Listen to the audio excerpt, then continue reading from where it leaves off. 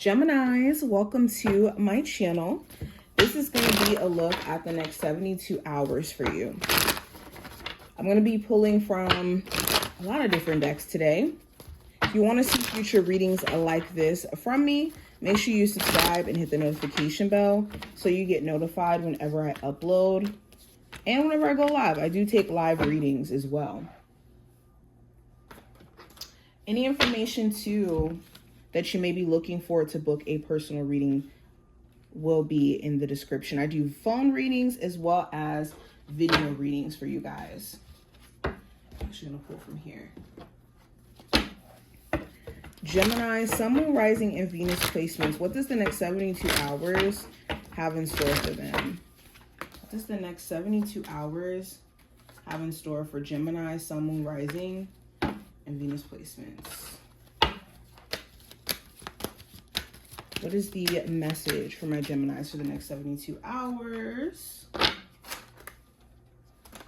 It's a spiritual message for my Geminis they need to hear for the next 72 hours.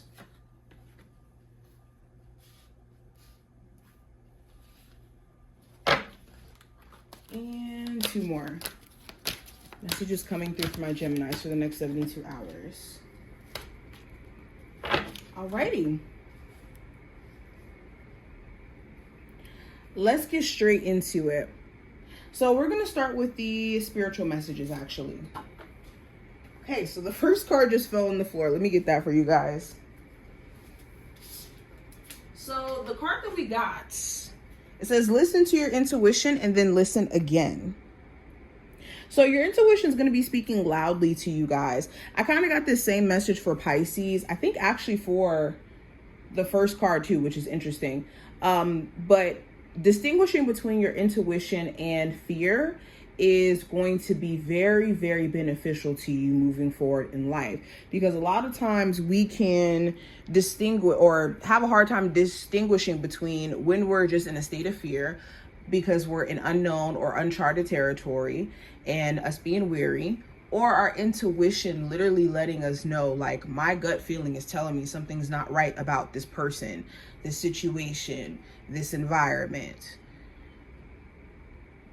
But listen to your intuition and listen again if you are having like this strange feeling in your pit that something's not right. We also have your own best efforts is all that's necessary to progress. So a lot of times we feel like we need to be Superwoman, Superman. We need to grow 10 extra arms and hurry up and catch up to the speed of life because we're just so behind. And it could feel like none of the stuff that we're doing is actually adding to our sense of progress or our sense of growth. But that's not true. In this case, your effort is all that's needed for you to actually see progression. So don't be taking for granted how little baby steps towards, making a business better or showing up more for yourself when it comes to working out or whatever this may be that your goals may be, that those efforts won't necessarily amount to the overarching progress that you're looking for, because it's the little things that add up. Now, going deeper, we have no, it is not yet time. This is not the right time to take action. Please be patient. The opportune moment is approaching. There's something here that your spiritual team is going to maybe halt or maybe say, let's take a moment and reassess this before we take action on this, because it may not be either time or it may not be necessarily for you. So if there is certain delays, let's say with jumping into a relationship with a partner, for example, those delays may actually be for your better good, because it gives you a chance to really see, like, okay, is this even the relationship for me? Same thing in regards to career. If there's certain delays, this may be giving you a chance to really assess, is this the career that I want to be in, or do I just want to be in this career for money? Or do I want to be in this career for what reason? What is your why? That's what delays do. It makes us get back to our why and assess if our why is strong enough to push us forward to keep going. We also have your loved ones are safe. Let go of your fear and worry for your loved ones. I am looking after them. You guys have a strong sense of spiritual support You may have an ancestor who watches over you daily, and you may be worried about them. You may be anxious about them, and they may be in your reading actually right now to let you know, look, I'm okay. I'm actually looking after you in ways that you may not even, understand. But you do have spiritual support. We also have daydreams and decisions. We have the solar plexus. We have the cowrie shells, which is abundance. We have yin and yang, which represents boundaries. Or not boundaries, but balance, excuse me. We have the palm, which represents destiny. And we have the traffic cone, which represents caution. So even going into these oracle cards, fated events are all over your reading, man. There's some fated stuff that's happening. So pay attention to the themes that are coming up, especially around money and around certain pivotal decisions that you've been trying to make around creative endeavors, and also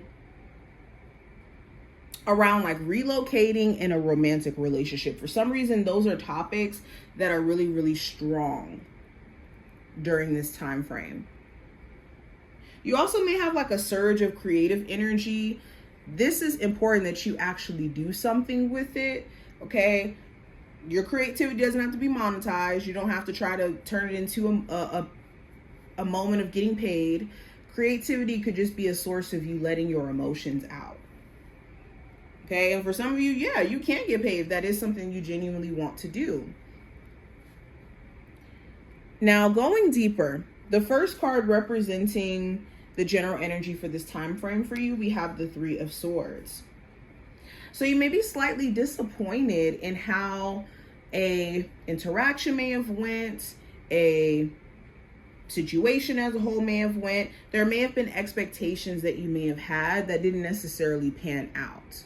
Something may have been miscommunicated, or certain things, like I said, just may have been frustrating. With the Three of Swords, this also talks about just kind of processing the mind's want to like assume disappointment before things even play out. Because the Three of Swords is a tricky card. This is like mentally, I have an expectation of something, whether that's me being disappointed off of the rip, or me having an expectation of things going a certain way, and if it doesn't go that way, then I'll be disappointed.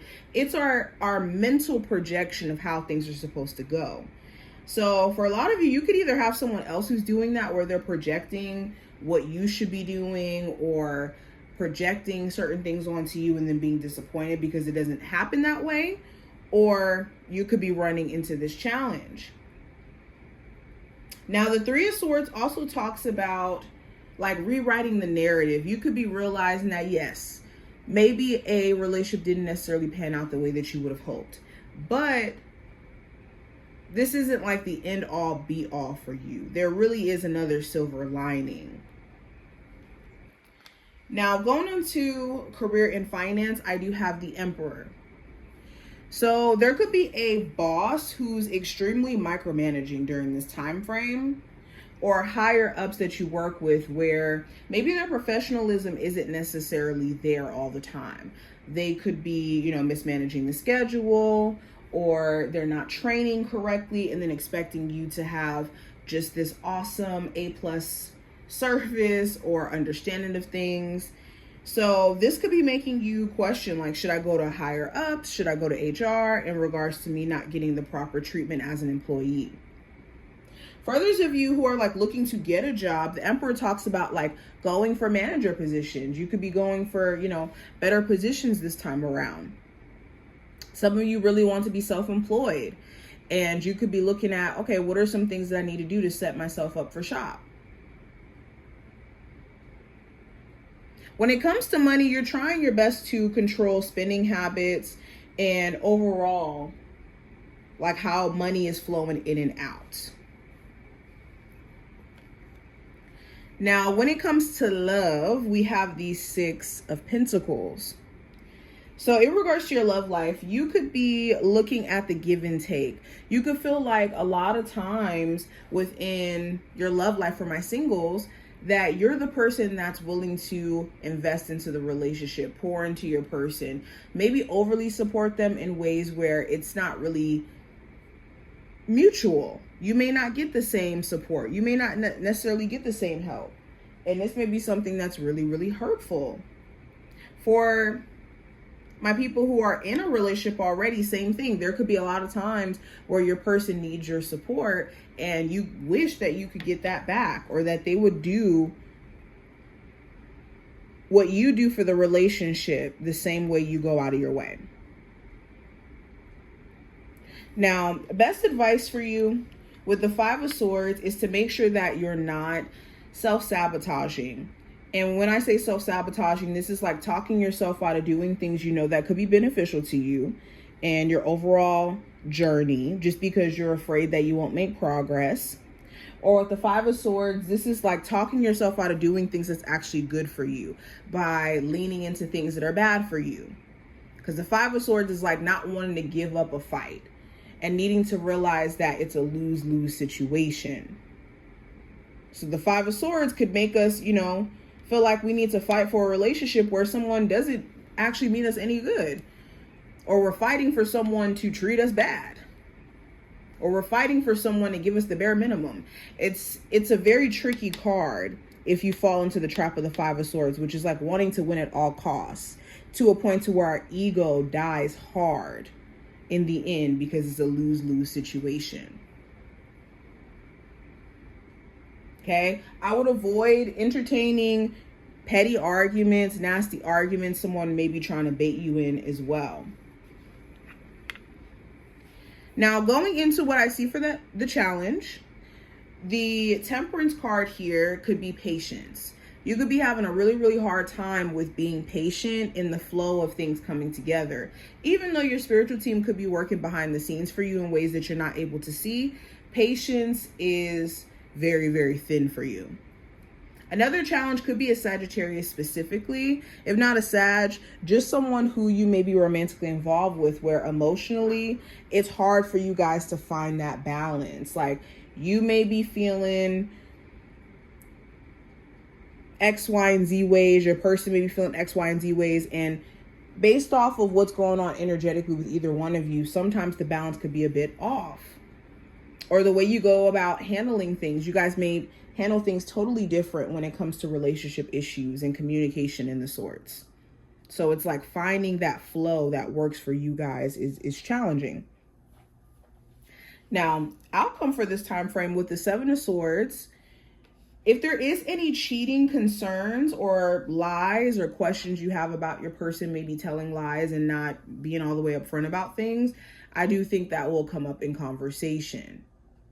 If you've been dealing with a partner where you know openly they have been cheating, but they haven't necessarily been taking accountability, or they've been avoidant because of it, I do see that coming to a head as well by the end of this time frame.